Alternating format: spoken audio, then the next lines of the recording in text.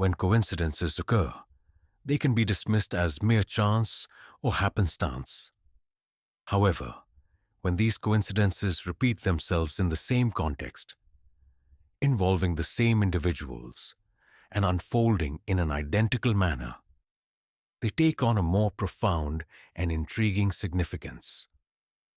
The repetition of such events can evoke a range of emotions, from discomfort and unease to fascination and wonder. Some coincidences can be unsettling, leaving a sense of unease or discomfort in their wake. Others, on the other hand, can be delightful and charming, bringing a sense of joy and serendipity to those who experience them. But when coincidences involve dark or malevolent events, they can be downright terrifying, leaving a lasting impression on those who witness or experience them. The following examples are some of the most baffling and mysterious coincidences to have occurred in reality. They are cases where the improbable and the unlikely have converged, resulting in events that are both astonishing and thought-provoking. These coincidences challenge our understanding of chance and probability, and they invite us to ponder the complexities and mysteries of the world around us. Whether they inspire awe, curiosity, or trepidation, these coincidences are undeniable reminders that reality is full of surprises and that the unexpected can occur at any moment. Welcome to the Mystery Law Archive. A big thank you to all our wonderful viewers and subscribers for tuning in to our videos. We're committed to bringing you more engaging and informative content that will entertain, educate, and intrigue you. Your feedback is invaluable to us, and we'd love to hear your thoughts on how we can improve and better serve you. Thank you again for your support, and we look forward to sharing more fascinating mysteries and stories with you. Number 12. The license plate of Archduke Franz Ferdinand's car and the fact that World War I officially ended on Armistice Day. Franz Ferdinand, the eldest son of Archduke Charles Louis and nephew of Emperor Franz Joseph, became heir to the Austro-Hungarian throne after the deaths of Archduke Rudolf in 1889 and his father in 1896. His ill health and desire to marry Sophie, Countess of Chotek, created tensions within the court. The emperor only allowed their morganatic marriage in 1900 after Franz Ferdinand renounced his future children's rights to the throne. On June 28, 1914, Franz Ferdinand and Sophie visited Sarajevo, Bosnia, amid heightened tensions with Serbian nationalists, as the date marked a painful anniversary in Serbian history. During a motorcade procession, a grenade attack by Nedeljko Kabrinović narrowly missed their car, but injured others. Determined to visit the wounded, the couple altered their route, leading their car to a wrong turn on a street where 19-year-old Gavrilo Princip awaited. Princip shot both Franz Ferdinand and Sophie, fatally wounding them. The assassination, carried out with a Browning pistol, resulted in Princip's arrest after a failed suicide attempt. Too young for the death penalty, he was sentenced to 20 years in prison and died of tuberculosis in 1918. This event set off a chain reaction that led to World War I, as Austria-Hungary's response to the assassination escalated tensions across Europe. The assassination of Archduke Franz Ferdinand on June 28, 1914, and the license plate of the car he was traveling in, A111-118, hold an uncanny connection to the end of World War I. The assassination is widely regarded as the catalyst for the outbreak of the war, setting in motion a chain of events that escalated tensions across Europe into a global conflict. The war raged for over 4 years, resulting in devastating loss of life and reshaping global politics. License plates numbers A111-118 have been interpreted by some as a symbolic premonition of the war's conclusion. Armistice, 11 November 1918. This coincidence is striking given the historical significance of Armistice Day, which marks the end of World War I, at the 11th hour of the 11th day of the 11th month. The license plate, whether by chance or serendipity, appears to encapsulate the timeline of the conflict, linking the tragedy of Franz Ferdinand's assassination to the eventual ceasefire that brought the war to a close. Number 11. The author who predicted the sinking of the Titanic beforehand. The Titanic and Morgan Robertson's 1898 novel Futility, or The Wreck of the Titan, share an extraordinary number of parallels, intertwining themes of technological arrogance and tragic irony. Both ships were heralded as marvels of engineering, representing the pinnacle of human achievement in their respective times. The Titanic, referred to as unsinkable, and the fictional Titan, described similarly, were symbols of an era that believed technological advancement could conquer nature itself.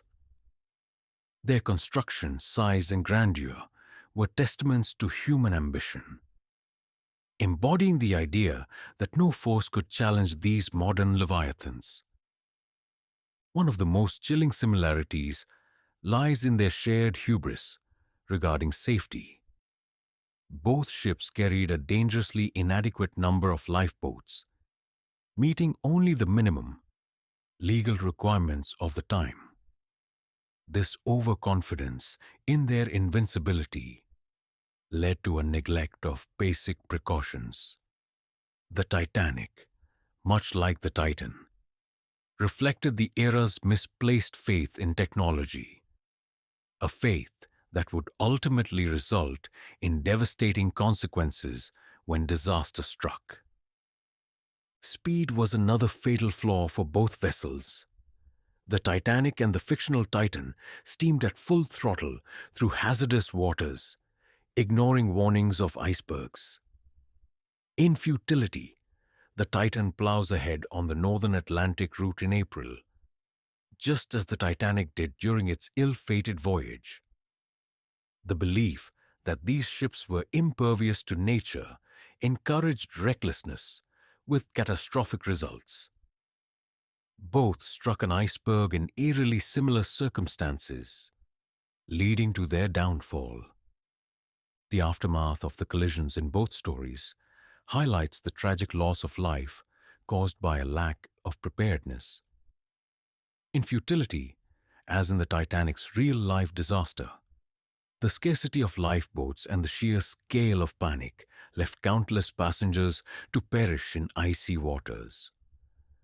The vivid descriptions of chaos, unpreparedness, and despair in Robertson's novel foreshadowed the haunting scenes later recounted by Titanic survivors, underscoring the human cost of overconfidence. Ultimately, both the Titanic and the Titan serve as enduring cautionary tales about the dangers of human hubris.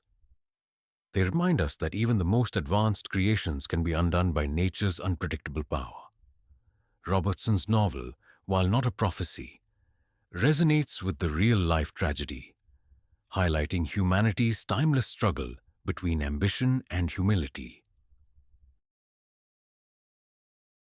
Number 10. The Tomb of Tamerlane and Adolf Hitler's Invasion of the Soviet Union.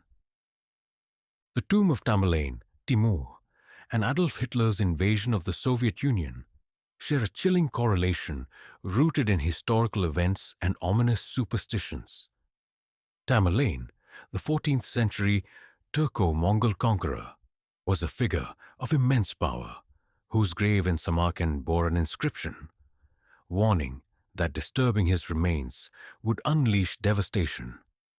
This warning is linked to the events of 1941, when Soviet archaeologists opened his tomb shortly before Hitler launched Operation Barbarossa, the invasion of the Soviet Union. On June 19, 1941, a Soviet team led by Mikhail Gerashimov exhumed Tamerlane's remains to study his physical appearance. According to reports, the tomb contained a foreboding inscription: "Whoever opens my tomb shall unleash an invader more terrible than I." Just 2 days later, on June 22, 1941, Nazi Germany began its massive attack on the Soviet Union, resulting in one of the most devastating conflicts in history. The correlation between these events has fueled speculation about a curse. The timing of the tomb's opening and the start of the invasion seemed too coincidental to ignore for many. The Nazis' invasion caused immense destruction and loss of life, echoing the destructive campaigns Tamerlane himself led centuries earlier. The superstitions deepened when, in 1942, the remains of Tamerlane were reinterred with Islamic rites shortly before the Soviet victory at Stalingrad, a turning point in the war against Hitler. While historians dismiss the idea of a curse as mere coincidence, the connection between Tamerlane's tomb and the invasion highlights humanity's fascination with omens and the interplay of superstition and history. It remains a compelling narrative that intertwines historical fact with the enduring allure of the mysterious and the supernatural. Number 9. Henry Ziegland Only Delayed Fate. The story of Henry Ziegland and the so-called Conspiracy of the Bullet from 1883 is one of history's most bizarre and ironic tales, often regarded as a mix of fact, legend, and folklore. According to the account, Ziegland broke off a relationship with a woman who, devastated by the breakup, tragically took her own life. Her grief-stricken brother, seeking revenge, attempted to kill Ziegland by shooting him. The bullet, however, only grazed Ziegland's face and lodged itself in a nearby tree. Believing he had killed Ziegland, the brother turned the gun on himself and ended his own life. Ziegland survived and likely thought he had escaped a grim fate. Years later, Ziegland decided to remove the same tree where the bullet had been embedded. Finding the tree too large to cut down, he used dynamite to blow it up.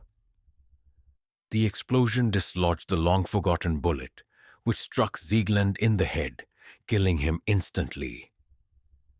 This eerie story, often cited as an example of poetic justice or cosmic irony, has fascinated people for generations.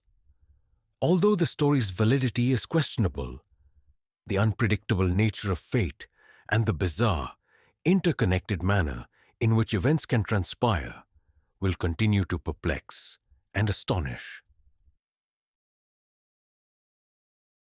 Number 8. 1 year apart, same manner of death, same killer. The story of Erskine Lawrence Eben is a haunting and mysterious example of what some refer to as a twin tragedy. This case involves two eerily similar deaths occurring a year apart under nearly identical circumstances, creating a sense of uncanny synchronicity. In 1975, Erskine Lawrence Eben, a 17-year-old from Bermuda, tragically lost his life in a road accident. He was riding his moped when he was struck and killed by a taxi. What makes this tragedy extraordinary is its connection to the death of his older brother, who had died exactly 1 year earlier, under almost identical circumstances. Erskine's older brother, also 17 at the time of his death in 1974, had been riding the same moped when he too was struck and killed by a taxi in the same location. Adding to the chilling coincidence, it was reported that both brothers were hit by the same taxi driver carrying the same passenger. The case has long fascinated people as an example of synchronicity, fate, or the strange workings of coincidence. While skeptics attribute the events to chance, others view them as evidence of mysterious forces or an eerie repetition of history.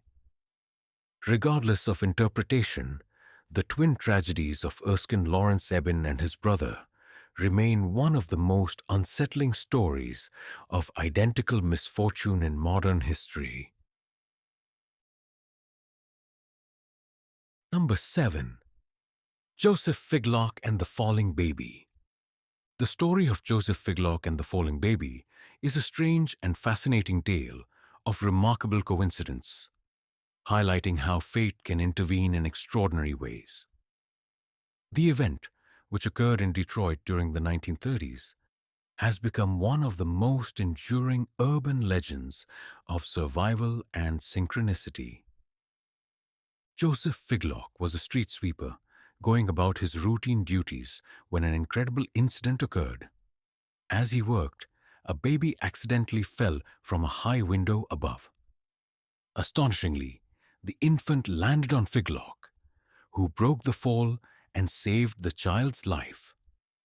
While both Figlock and the baby sustained minor injuries, they survived what could have been a fatal accident. What makes this story even more mysterious is that, about a year later, an almost identical incident occurred. Again, while Figlock was working, the same baby, or, according to some versions, another infant, fell from a window and landed on him. Once again, Figlock's presence saved the child's life. This tale has been interpreted as an extraordinary coincidence, with Figlock cast as an unlikely guardian angel. While some debate the full accuracy of the story, its retelling serves as a remarkable example of how life can deliver the unexpected and, in this case, miraculous outcomes. Number 6. Edgar Poe's silly tale, War a Time Machine.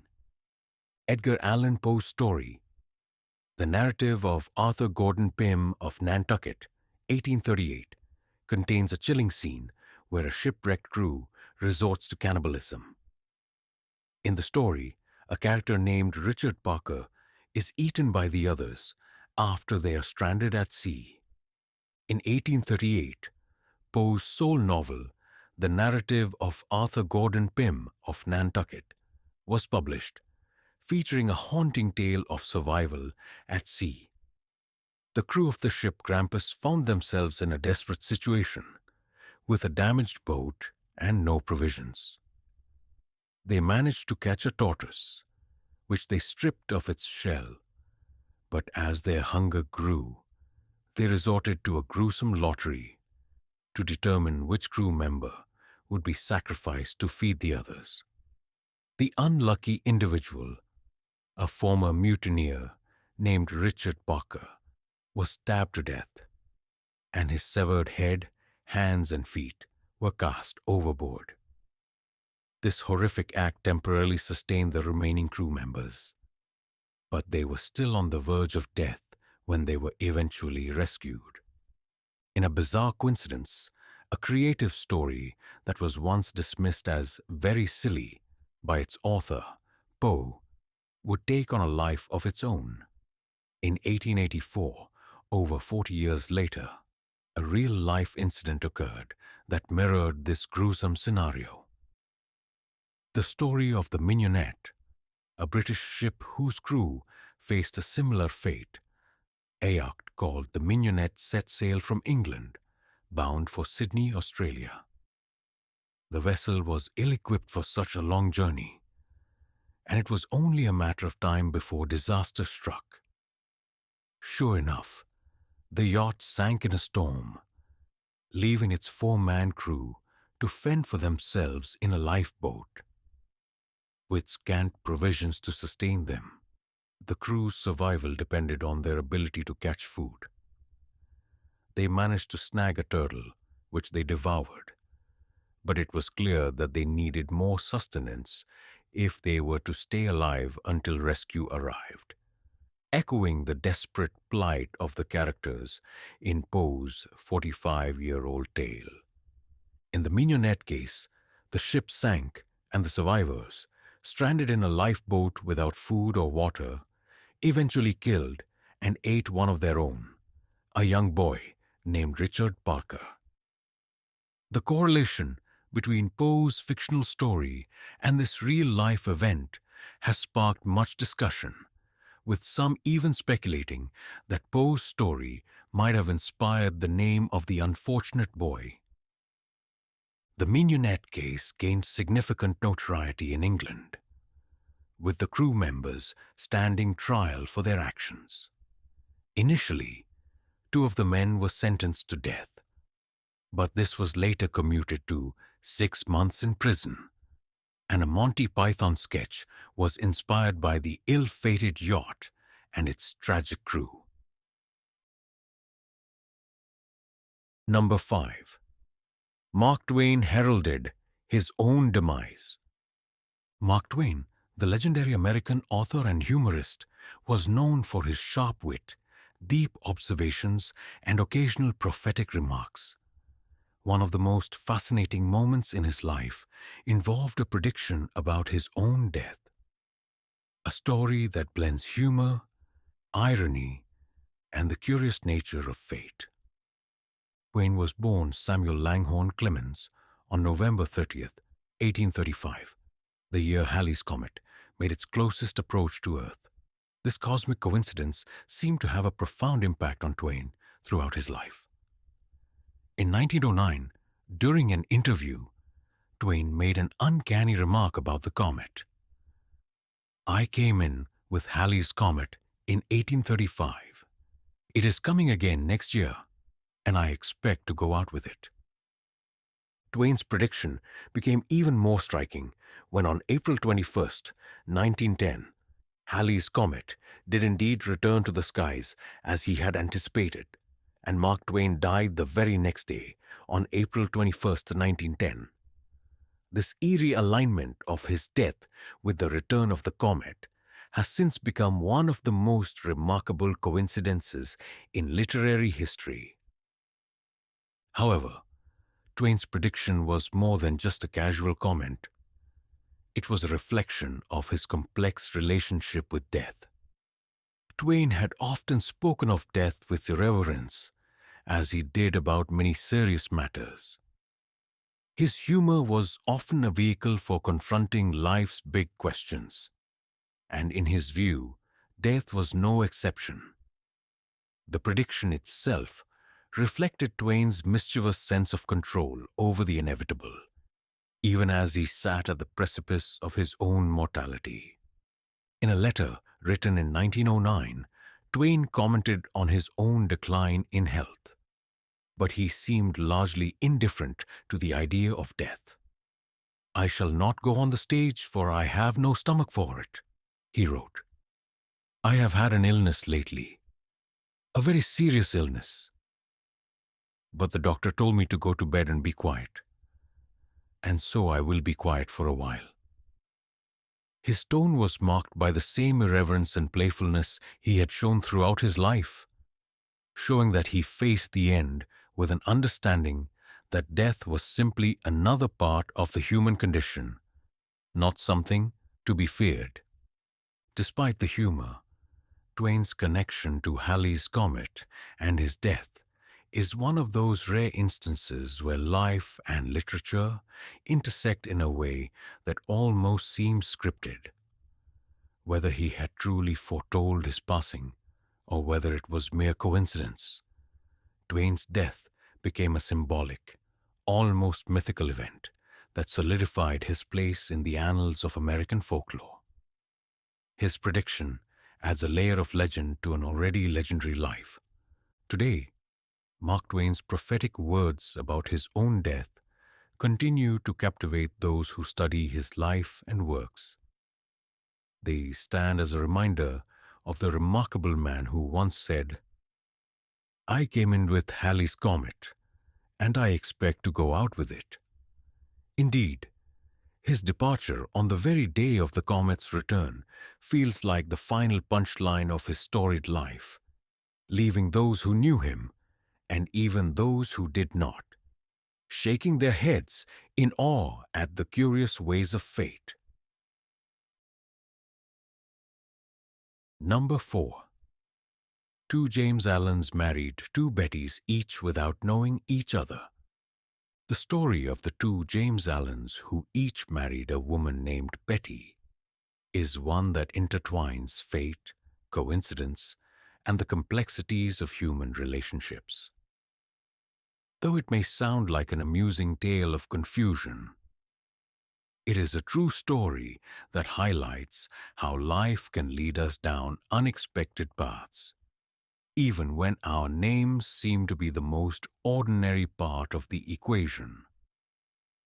The two men in question, both named James Allen, had little in common beyond their shared first and middle names. One, James Allen, was an engineer from a small town in the Midwest, while the other, a lawyer from a bustling city, had always been drawn to the arts and philosophy. Despite their vastly different careers and lifestyles, they found themselves drawn together by the most curious of circumstances: their marriages to women named Betty. The first, James Allen, a quiet, thoughtful man, had always been somewhat reserved. He had met Betty after a long period of solitary living, following the end of a brief but intense relationship during his college years. Betty was a warm, vibrant woman with a great passion for literature. She worked at a local bookstore, where she had been introduced to James through a mutual friend who thought they might enjoy each other's company.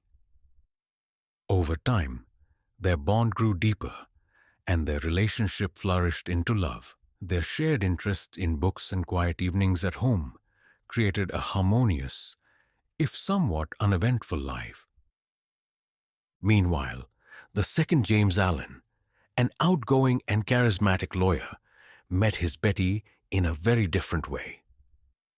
She was a theater actress, full of energy and always surrounded by people. Their story began at a dinner party thrown by mutual friends, where the chemistry between them was palpable. Unlike the first James, the second James Allen found that his life was filled with much more excitement. Their early years were marked by frequent trips, nights out at the theater, and discussions about art and culture. Though their life was lively and full of socializing, it also had its ups and downs, with the differences in their temperaments sometimes creating tension. Both James Allens, unbeknownst to each other, were leading parallel lives, each happily married to a woman named Betty. Their worlds were entirely separate, and they would have remained strangers to one another had it not been for one particular event. It happened when the two couples, having been invited to the same event, happened to cross paths. It was an elegant charity gala, hosted by a mutual acquaintance who had no idea that both James Allens and their wives were attending.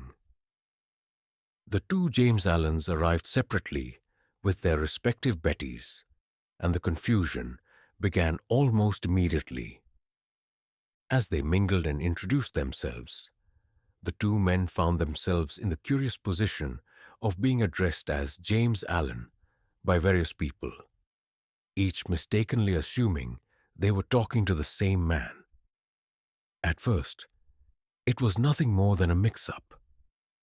"Oh, you're James Allen," one guest remarked, as the first James Allen, in a tuxedo, smiled politely.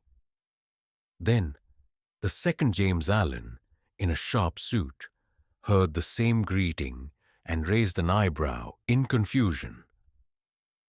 After a few more introductions and several moments of awkwardness, one of the Bettys stepped forward to clarify, only to be met with further confusion.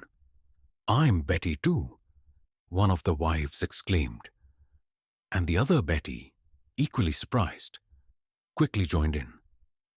The evening unfolded in a rather comical fashion, as both couples tried to explain the coincidence to the guests, who were all too amused by the mix-up. It was only after the event that the two James Allens, sharing their stories, realized the extent of the coincidence. The event marked the beginning of an odd yet wonderful friendship. The two James Allens kept in touch, sharing stories about their respective marriages to Betty's. Both men found amusement in the fact that they shared not only the same name but also life paths that in many ways were parallel. Over time, they even joked about the idea of forming a club for people who had married women named Betty, a tongue-in-cheek proposal that never quite took off, but provided much laughter in their later years. While their marriages to different Bettys were distinct, both James Allens learned that, despite their contrasting personalities and life circumstances, they had a shared understanding of what made a marriage work. Their relationships were built on different foundations, one on quiet nights spent reading, the other on lively discussions and artistic expression, but both found fulfillment in the companionship of their Bettys. The two James Allens continued to lead their separate lives, each content with the love they had found. But the story of the two James Allens and their respective Bettys, a story of chance encounters and mistaken identities, remained a charming anecdote that would be retold for years to come. It serves as a reminder that sometimes life's most amusing and surprising moments come when we least expect them. And even in a world of endless possibilities, coincidence can create beautiful connections between the most ordinary of people.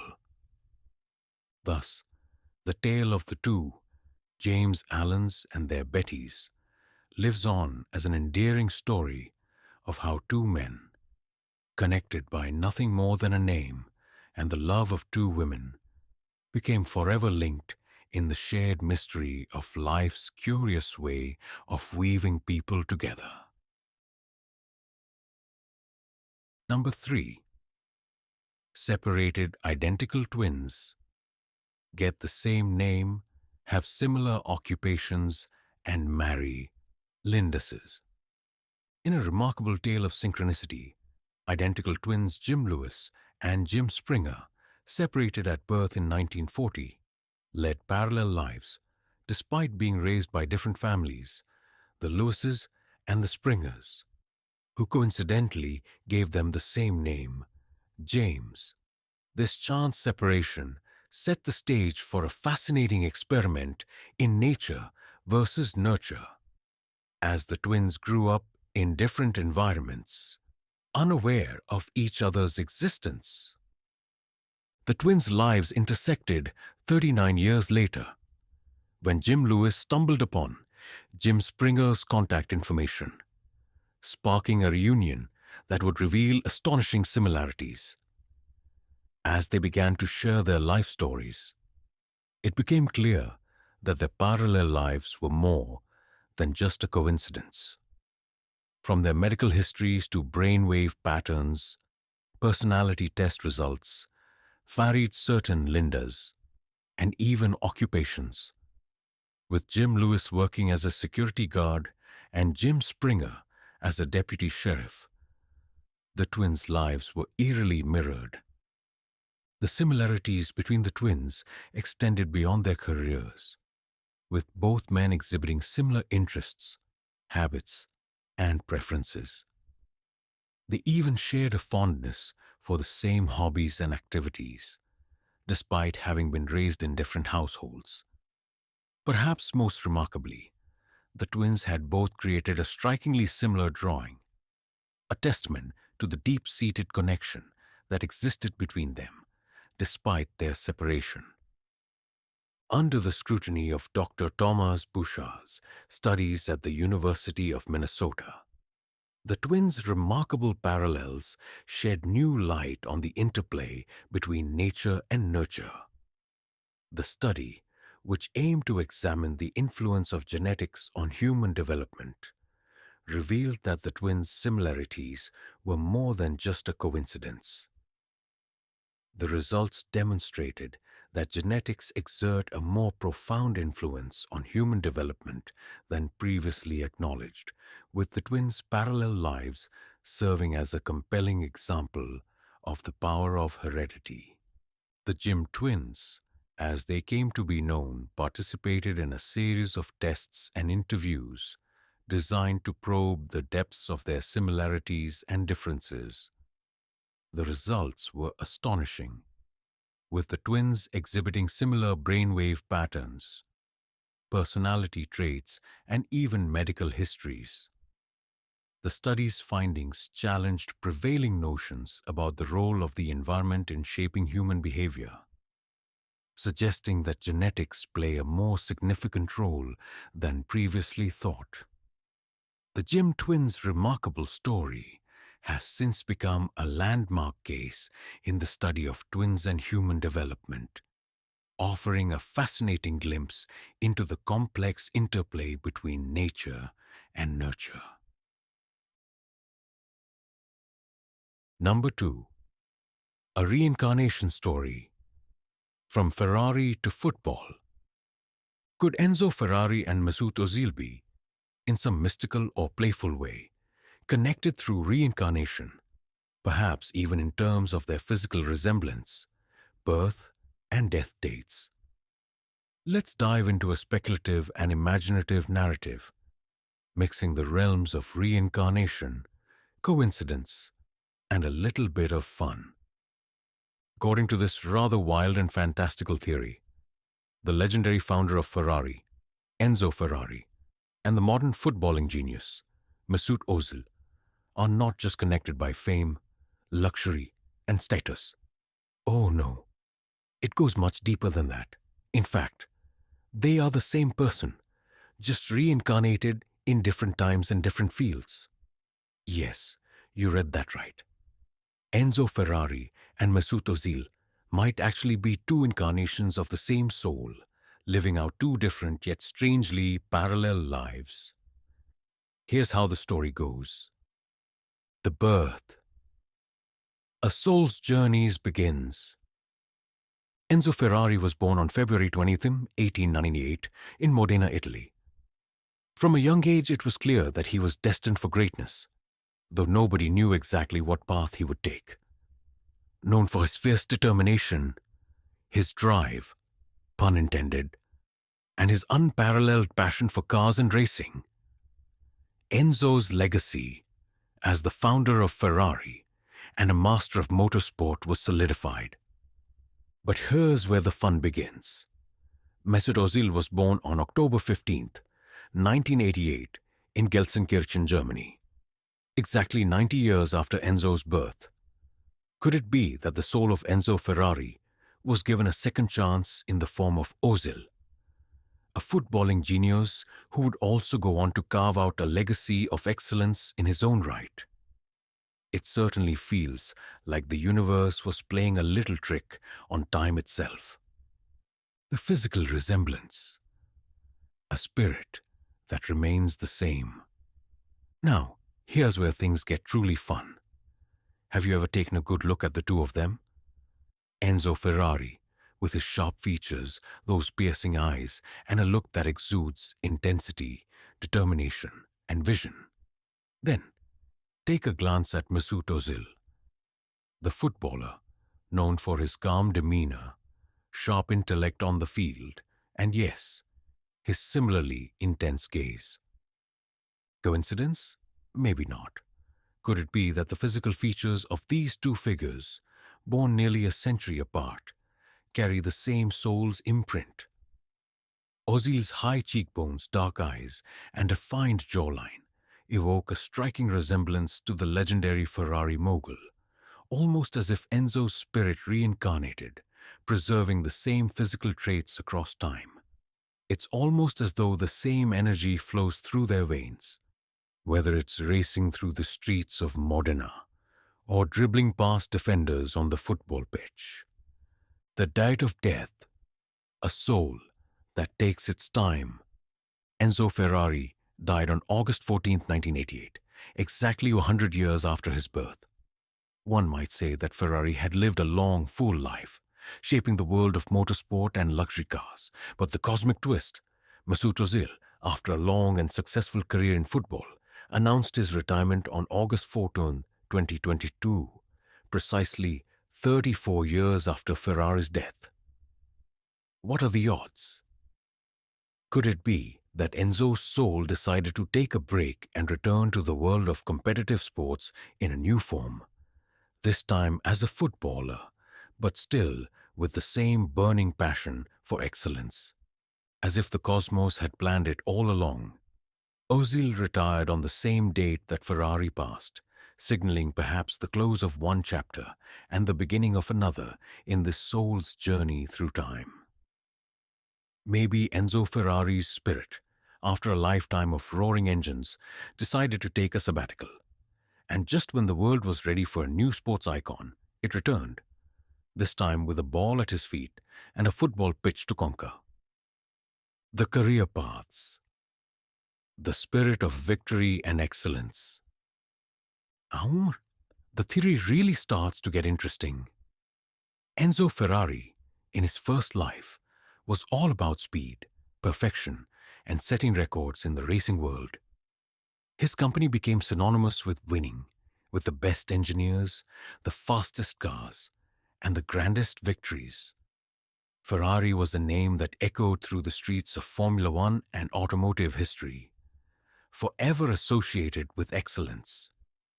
In this second life, Mesut Ozil, while not associated with speed in the same way, became a symbol of precision, control, and grace. Ozil's ability to thread the perfect pass, his impeccable vision on the field, and his calm under pressure could be seen as a direct spiritual descendant of Ferrari's obsessive attention to detail and his desire to be the best. In this way, both men embody the same spirit of striving for perfection, whether it's on the racetrack or in the football stadium. Could it be that in his past life, Enzo Ferrari had a passion for motion, for pushing the boundaries of what's possible with speed and power? And in his next life, that spirit simply translated into the beautiful game, where precision, timing, and control are paramount. In the end, the story of Enzo Ferrari and Mesut Ozil may just be a cosmic joke, a playful reincarnation twist where the same spirit crosses through different eras, seeking new challenges, new fields to conquer. From the racetrack to the football pitch, Ferrari's soul continues its journey, always striving for perfection, always striving for greatness. So next time you see Ozil gracefully glide across the field, just remember, maybe, just maybe, you're witnessing the reincarnation of a man who once made history by creating the fastest, most luxurious cars in the world. And of course, it's all part of the grand cosmic plan.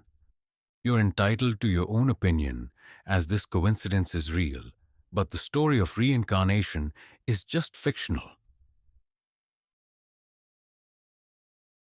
Number 1. The Simpsons and Donald Trump. The connection between The Simpsons and Donald Trump often sparks intrigue, particularly due to the 2000 episode Bart to the Future, where Lisa Simpson becomes president and mentions inheriting a budget crisis from President Trump. This aired 16 years before Trump's actual presidency, leading many to speculate that the show had somehow predicted his political rise.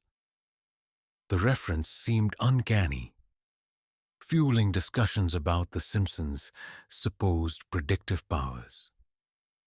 Trump's appearances on The Simpsons long before his presidency further contribute to the correlation. In episodes like Trump Card, Season 9, Trump is portrayed as a wealthy businessman purchasing the Simpson family's home. His over-the-top persona in the show, self-absorbed, brash, and larger-than-life, mirrored his real-world image at the time, even though he was not yet involved in politics. These depictions were clearly satirical, poking fun at his celebrity status and wealth. While the show did not predict Trump's presidency, it did reflect his growing public prominence in a world increasingly driven by celebrity. The Simpsons has always been adept at satirizing major cultural figures, and Trump, with his reality TV fame and business mogul image, was a natural subject. His involvement in the media and larger-than-life persona made him an easy target for the show's humor, and the writers were likely commenting on the celebrity-driven culture that was shaping American politics. The series has lampooned a wide range of political figures, from presidents to media personalities, capturing the absurdities of American politics. Trump's eventual political ascent felt like an extension of the media circus that The Simpsons had been satirizing for years. His campaign, which blurred the lines between entertainment and politics, felt almost like something the show had been preparing for. What do you think of the similarities of Abraham Lincoln and John F. Kennedy? Love's friendship and pattern of deaths? Do you think I shouldn't have left them out? Drop your answers in the comment section. Thank you for watching. Stay informed with breaking news, captivating stories, and insightful updates by subscribing to our channel. Be sure to click the notification bell so you never miss a new video.